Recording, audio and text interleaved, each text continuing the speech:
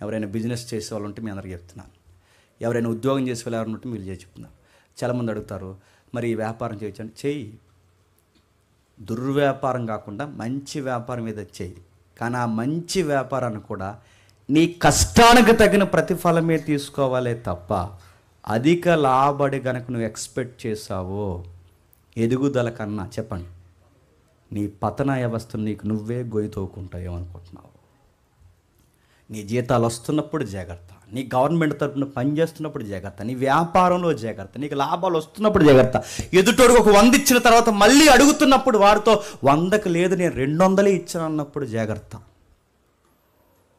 మీ ధనం ఏంటో మీకు తెలుసు, మీ కష్టం ఏంటో మీకు తెలుసు, మీ లాభం ఏంటో మీకు తెలుసు. అన్యాయంగా మళ్ళీ చెప్తున్నానండి, ఎప్పుడు గుర్తుపెట్టుకోండి, మన డబ్బు ఎప్పుడు ఎదుటోడి దగ్గర ఉండిపోయినా పర్లేదు కానీ ఎదుటోడిది ఎప్పుడు మన దగ్గర ఉండకూడదండి. ఈ సూత్రం ఎప్పుడు గుర్తుపెట్టుకోండి.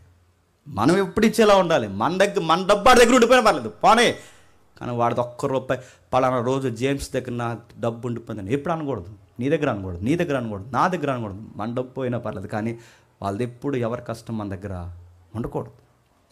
ఎందుకంటే దేవుడు ఖచ్చితంగా ఇవి తూకాలేస్తాడు.